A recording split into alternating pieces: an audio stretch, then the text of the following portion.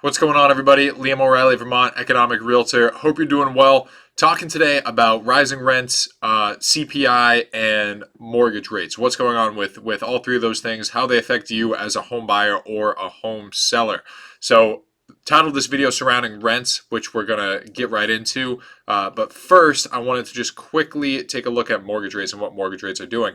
If you are a avid watcher of my channel, you'll know that I go to New England Federal Credit Union on their website as a good reference for what the best mortgage rate is today.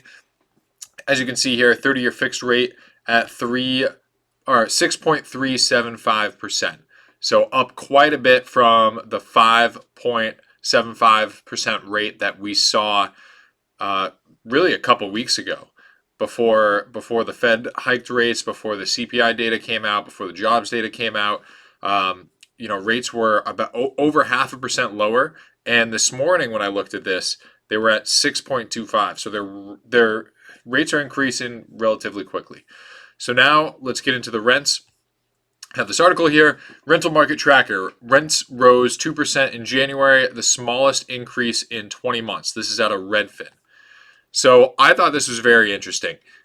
You have this chart of the national U.S. housing market. You can see rents were increasing drastically in January of 2022, up around 17%, and now they are only increasing at a rate of 2.4%, which I thought was very interesting. Something to keep in mind is that there is no U.S. housing market on the rental side or the buy side. The Phoenix market, we can see here, dropped by 6%, but there are only 11 major metros to actually see rent decreases, which might be a little bit counterintuitive when you look at this chart and see how drastically rents have trended down, or at least stopped increasing. This measures the rate of increases on a year-over-year basis, which has drastically slowed. We'll see if it ticks back up as we move into the spring season, where a lot of leases are ending and being renewed. I don't know if we'll see an increase, but we could. And then something else to keep in mind, if we look at, so Redfin charts major metros here. So if we look at Phoenix, they saw a rent decrease by 6.7%. And then you compare that to what we see on the increases with some of these major markets. Raleigh, North Carolina increased by 22% year over year. Cleveland, Ohio up 17% year over year. A lot of these markets are increasing drastically, whereas the largest decrease was 6.7%. And you can see here, even on the 11th metro, rents were only down by 0.4%. So what's going on as far as rents go, and will we see rents decrease? Rents, in my opinion, aren't likely to go down anytime soon for a couple different reasons. In my opinion, rents, when rates are higher, when the Fed raises rates, rents are likely to stay high or stay elevated because they're raising rates, which increases the mortgage rate, which diminishes demand for housing for the home buying market and increases demand in the rental pool, right? So there's going to be more competition for renters. Additionally, landlords just don't like lowering their rents. I mean, they will if they have to, but a lot of landlords will try to find other ways around lowering their rents. Like they might include heat with their rent, or they might offer first month's rent is free, but they won't actually drop the rental rate and show that rents are decreasing. So, I mean, we'll see. We'll see if they end up trending negative and rents start decreasing on a year-over-year basis as opposed to staying flat or increasing. But personally, I don't think it's going to happen, at least not with the data that we're seeing. So now on to the CPI data and how that affects mortgage rates and rents.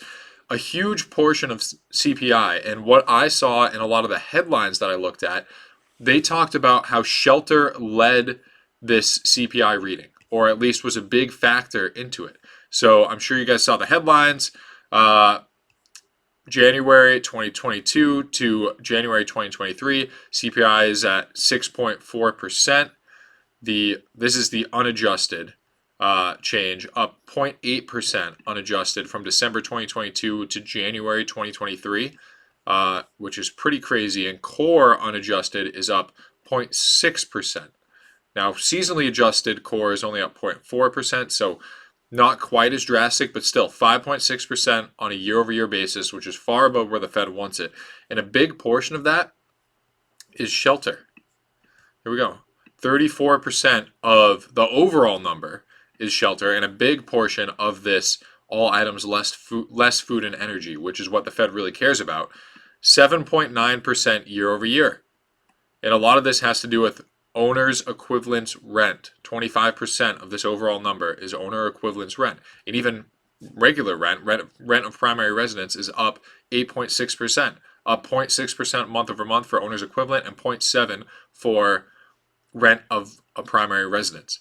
Now, I've talked about this many times on my channel, but personally, I think as the Fed continues to increase rates, we are likely to see inflation on shelter inflation be sticky on the rental side. For exactly as I mentioned before, as mortgage rates increase, less people can buy, which makes rents go up. Furthermore, as rents go up, owners who can no longer get the price that they're looking for are incentivized to rent their property because they're getting a good rent. They're getting a good rate of return on that property. So, if we do end up seeing rents decrease, which, right, the rate of increases is slowing down, but we haven't seen them decrease. If we see rent decrease, then I think we're likely to see home prices start to come down faster in some of the markets that where home prices have been sticky.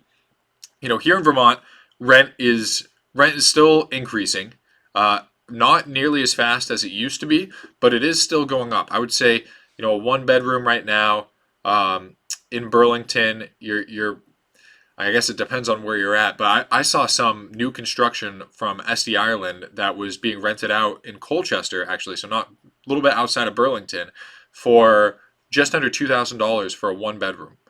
Now, heat was included in that, but still, I mean, $2,000 for a one-bedroom apartment, that is pretty nuts. And if you're renting in downtown Burlington, a lot of these older buildings, like a college rental, you're looking at least $1,000 a bedroom, especially around UVM. So rent is still going up and staying stable up here in Vermont, at least. But if owners, if rent starts to dip, and owners can't sell their property for what they want, or can't rent their property for what they want, they might choose to sell and just opt out altogether, which could help bring more supply to the housing market in areas that need it. Furthermore, in markets that are seeing housing declines already, like Phoenix, like Redfin mentioned, Phoenix was the largest market to see rent declines. I know Phoenix is a market that's seeing housing prices come down right now as well. So if you think about this spiral that can happen in some of these larger cities or in cities that are seeing rent declines, if less owners are choosing to rent their home because rent is decreasing, then that means more owners are likely to sell their home, which will cause inventory to increase in these markets and prices to continue to drop.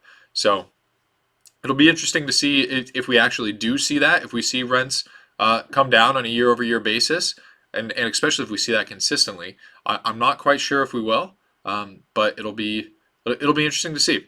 Anyway, Liam O'Reilly, Vermont Economic Realtor. All my contact information is listed in the description. If you're looking to buy or sell a home here in Vermont, I would be happy to help you. If you're looking in another market across the country, I'd be happy to find you a great realtor who knows what they're doing, so you're not stuck clueless through one of the biggest transactions of your life, most likely.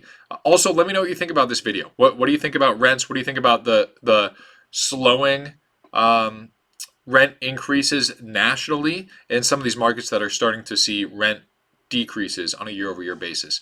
Would love to know your thoughts. Please leave a comment. Anyways, Vermont Economic Realtor, I'll see you guys in the next video.